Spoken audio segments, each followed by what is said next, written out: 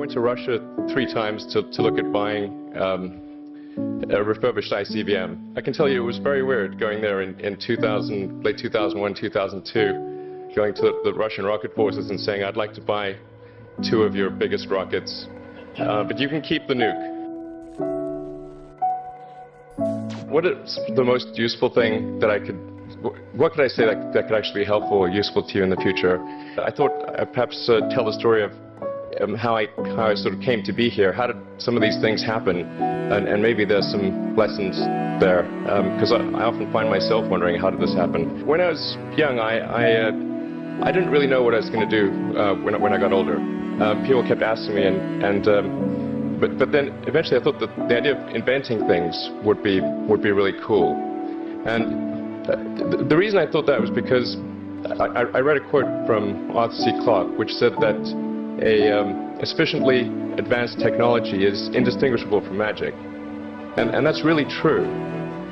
If you go back, say 300 years, the things that we take for granted today you'd be burned at the stake for.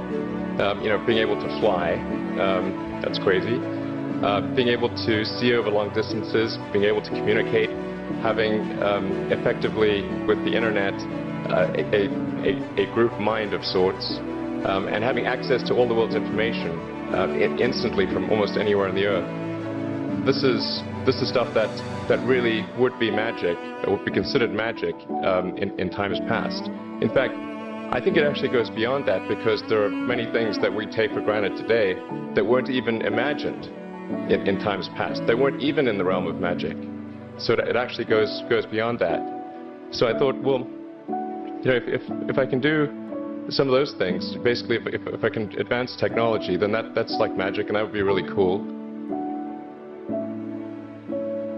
If somebody is doing something that is useful to the rest of society, I think that's a good thing. Like, it doesn't have to change the world. Like, if you're doing something that has high value to people, and frankly, even if it's like just a little game, or some improvement in photo sharing or something, if it has a small amount of good for a large number of people, I think that's fine. Like, stuff doesn't need to be changed the world just to be good. Whatever this thing is that you're trying to create, what would be the utility delta compared to the current state of the art times how many people it would affect? So that's why I think having something that makes a big difference but affects a sort of small to moderate number of people is great, as is something that makes even a small difference but affects a vast number of people. When I was a kid, I was wondering kind of what's the meaning of life, like why are we here, what's it all about, and I came to the conclusion that what really matters is trying to understand the right questions to ask. And the more that we can increase the scope and scale of human consciousness, the better we are able to ask these questions. If you consider 2 futures, one where we are forever confined to Earth until eventually something terrible happens, or another future where we are out there on many planets, maybe even going beyond the solar system, I think that second version is incredibly exciting and inspiring, and there need to be reasons to get up in the morning. Life can't just be about solving problems. Otherwise, what's the point? There's got to be things that people find inspiring and make life worth living. I studied physics and business because I figured in order to do a lot of these things, you need to know how the universe works, and you need to know how the economy works. And you also need to be able to bring a lot of people together to work with you to create something, because it's very difficult to do something as an individual if it's a significant technology. I originally came out to California to try to figure out how to improve the energy density of electric vehicles, basically to try to figure out if there was an advanced capacitor that could serve as an alternative to batteries. And that was in '95, and that's also when the internet started to happen. And I thought, well, I can either pursue this technology where success may not be one of the possible outcomes, which is always tricky, or participate in the internet and be part of it. So I decided to drop out. Did some internet stuff, one of which was PayPal. I think maybe it's helpful to say one of the things that was important then in the creation of PayPal was kind of how it started, because initially the initial thought was with PayPal was to create an agglomeration of financial services. So to have one place where all of your financial services needs would be seamlessly integrated and work smoothly. And then we had like a little feature which was to do email payments. And whenever we'd show the system off to someone, we'd show the hard part, which was the agglomeration of financial services, which was quite difficult to put together. Nobody was interested. Then we'd show people email payments, which was actually quite easy, and everybody was interested. I think it's important to take feedback from your environment. You want to be as closed loop as possible. We focused on email payments and really try to make that work, and that's what really got things to take off. But if we hadn't responded to what people said, then we probably would not have been successful. So it's important to look for things like that and focus on them when you see them, and correct your prior assumptions. Going from PayPal, I thought, well, what are some of the other problems that are likely to most affect the future of humanity? It really wasn't from the perspective of what's the rank-ordered best way to make money, which is okay, but it was really what I think is going to most affect the future of humanity. So I think the biggest terrestrial problem we've got is sustainable energy, both the production and consumption of energy in a sustainable manner. If we don't solve that this century, we're in deep trouble. And then the other one being the extension of life beyond Earth to make life multiplanetary. So that's the basis for the latter is the basis for SpaceX, and the former is the basis for Tesla and Solar City. When I started SpaceX, initially I thought that, well, there's no way one could possibly start a rocket company. I wasn't that crazy. But then I thought, well, what is a way to increase NASA's budget? That was actually my initial goal. So I thought, well, if we can do a low-cost mission to Mars, something called Mars Oasis, which would land seeds with seeds in dehydrated nutrient gel, and you hydrate them upon landing, and then you'd have this great sort of money shot of green plants on a red background. And I thought, well, that would get people really excited, and therefore increase NASA's budget. So obviously the financial outcome from such a mission would probably be zero.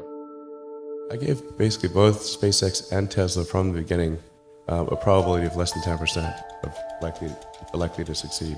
We almost did die at SpaceX, actually. So I budgeted for 3 flights.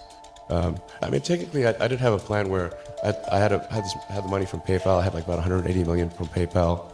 And I thought, I'll allocate half of that to SpaceX and Tesla and Solar City, and that should be fine. I'll have 90 million, like just lots, But then what happened is things cost more and took longer than I thought. So I had a choice of either put the rest of the money in or the companies are going to die. So I ended up putting all the money in and borrowing money for rent from friends. I went to Russia 3 times to look at buying a refurbished ICBM. I can tell you it was very weird going there in late 2001, 2002, going to the Russian rocket forces and saying, I'd like to buy 2 of your biggest rockets, but you can keep the nuke. They thought I was crazy, but I did have money. After making several trips to Russia, I came to the conclusion that actually my initial impression was wrong about because my initial thought was, well, that there's not enough will to explore and expand beyond Earth and have a Mars base and that kind of thing.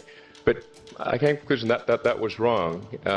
In fact, there's plenty of will, particularly in the United States, because the United States is a nation of explorers, of people who came here from other parts of the world.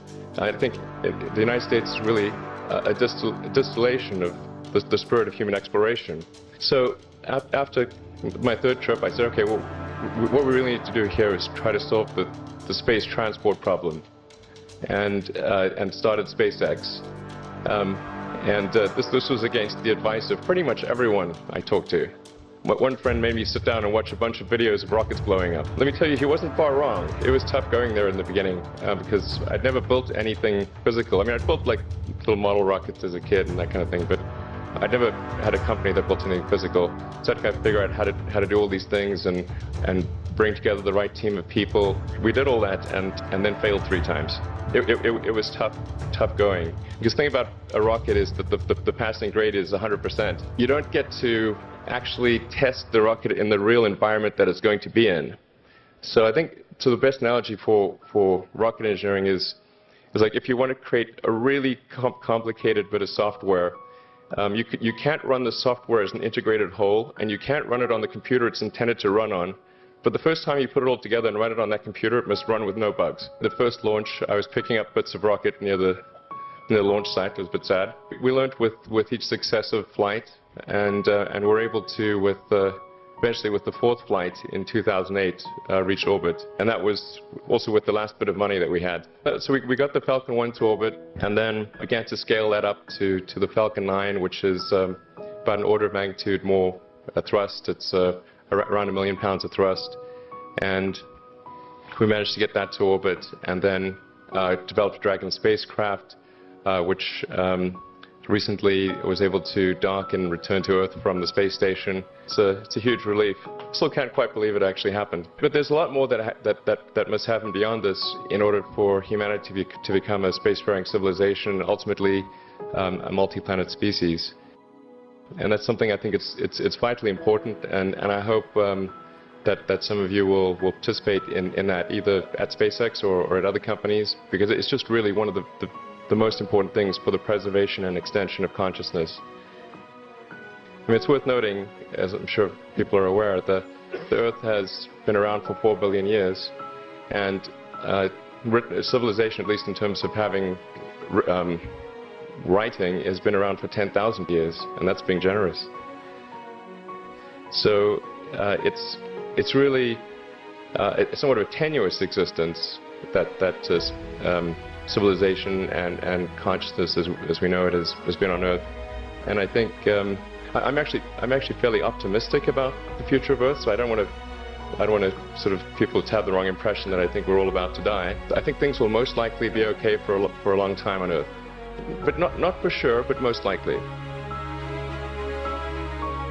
But even if it's sort of 99% likely, a 1% chance is still worth spending a fair bit of effort to ensure that we've backed up the biosphere, planetary redundancy, if you will. In order to do that, there's a breakthrough that needs to occur, which is to create a rapidly and completely reusable transport system to Mars, which is one of those things that's right on the borderline of